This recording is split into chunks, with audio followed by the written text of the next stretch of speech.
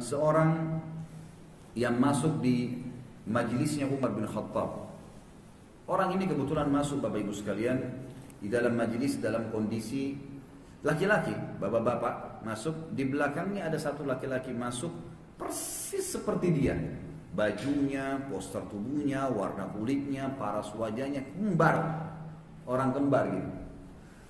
Lalu kata Umar, saya belum pernah melihat orang kembar seperti ini. Mirip sekali. Lalu kata Umar, saya mau bicara sama keduanya. Seorang temannya Umar, sahabat Umar bin Khattab, ini di zaman Umar jadi khalifah radhiyallahu anhu, mengatakan kepada orang itu, Amir Mu'minin ingin bertemu dengan anda. Baik, datanglah dia. Lalu kemudian kata Umar, sungguh belum pernah subhanallah saya menemukan orang yang miripnya seperti kalian berdua. Apakah kalian bersaudara, adik kakak? Kata orang itu, bukan Amir Mu'minin. Yang di depan berbicara, ini anak saya, anaknya kembar luar biasa. Kata Umar, subhanallah, lebih mengagumkan bagaimana Allah Azza wa Jalla membuat anak dan ayah mirip seperti ini. Seperti orang kembar, pinang dibelah dua gitu.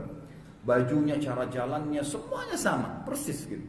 Lalu kata ayahnya, wahai Amir Mu'minin, kalau anda mendengar kisahnya anak saya ini, anda lebih kagum lagi dengan Allah. Kata Umar ini suka dengan kisah-kisah yang unik. Maka beliau mengatakan, ceritakan kepada saya apa ceritanya.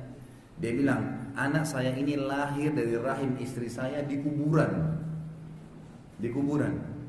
Kata dia, bagaimana ceritanya? Kata Umar, kumpullah semua orang waktu itu di masjid, lalu diceritalah orang ini. Dia bilang, 18 tahun yang lalu, kebetulan anaknya ini umur 17-18 yang anak laki-laki ini.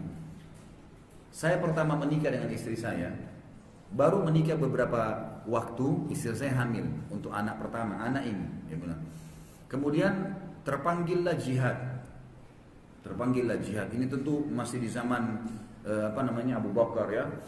Terpanggillah jihad. Di zaman Nabi SAW, ini sahabat nih. Di zaman Nabi SAW pernah ada panggilan jihad, lalu saya pergi jihad. Istri saya merasa sedih, sendirian di rumah. Kemudian dia lagi hamil. Lalu saya bilang, tenanglah wahai istriku. Sambil pegang perutnya saya mengatakan, saya menitipkan bayi ini kepada Allah. Allah pasti akan menjaganya, gak usah khawatir. Kau akan melahirkan tenang, anak ini akan keluar juga dalam kondisi sehat dan baik. Baik. Dia bilang saya pergi. Saya berjihad, kurang lebih saya berjihad 9 bulan dia bilang. Di medan perang ini pindah 9 bulan. Saya balik karena ingin mengetahui mungkin istri saya melahirkan, saya mau tahu anak saya. Begitu saya pulang, saya ke rumah gak ada orang, saya pergi ke rumah kerabat saya, lalu saya temukan informasi dari mereka kalau istri saya baru meninggal kemarin. Saya tanya, sempat melahirkan? Gak sempat melahirkan. Baiklah. Cerita-cerita bagaimana kematiannya, bagaimana sudah ceritain. Oke, semuanya baik. Dia bilang baiklah, saya akan nginap malam ini di rumah saya. Saya mau ziarah kuburan istri saya dan saya mau nginap di rumah saya. Besok saya kembali ke medan perang. Dia bilang begitu saya datang ke Baqi di Madinah, di kuburan istri saya. Dia bilang, saya begitu ada di atasnya, saya melihat seperti ada asap putih.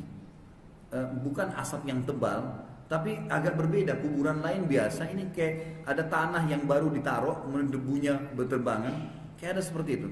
Lalu saya tanya, kenapa begini? Apa memang baru ada yang bongkar tanahnya? Dia bilang, teman-temannya, kerabatnya bilang bukan. Dari kemarin sampai hari ini, tadi waktu sebelum kamu datang pun, kami melihat kuburan istrimu selalu begini, kayak ada debu di atasnya. Lalu dia bilang, demi Allah, saya tahu istri saya wanita salihah, ibadah kepada Allah, patuh sama suami, nggak ada masalah orang ini. Pasti Allah akan muliakan dia. Ini bukan kehinaan. Ayo kita bongkar kuburan. Waktu dibongkar dia bilang, Amir Mu'minin, saya temukan di bawah rahim istri saya, di kain kafannya ada darah dan bayi ini ada, anak ini lahir. Dan pada saat itu saya dan kerabat saya semuanya mendengarkan suara. Kami semua dengar suara, wahai fulan, disebut namanya dia. Ambillah anakmu yang kau titipkan kepada Allah. Tapi kami tidak tahu suara itu dari mana. Maka saya ambil anak ini, Amir Mu'minin. Dan demi Allah, pada saat itu saya berpikir, kalau saya juga mengatakan pada saat itu, ya Allah, saya titipkan juga istri saya, pasti istri saya pun dijaga oleh Allah. Bagaimana hubungan seorang hamba dengan Allah itu sangat baik kalau dijaga. Dan Bapak Ibu sekalian, tinggal dalam ketaatan. Ketaatan itu enak, nikmat, disukai oleh orang, janji-janji pahalanya besar. Maksiat itu dibenci oleh Allah, ancamannya besar, dibenci oleh manusia. Untuk apa kita dalam kemaksiatan? Ada godaan, sabar, komitmen untuk tidak melakukannya. dan selalu lari kepada yang dihalalkan, dan halal pasti lebih banyak daripada yang haram. Lalu untuk apa kita masuk pada hal-hal yang haram? Allahu a'lam.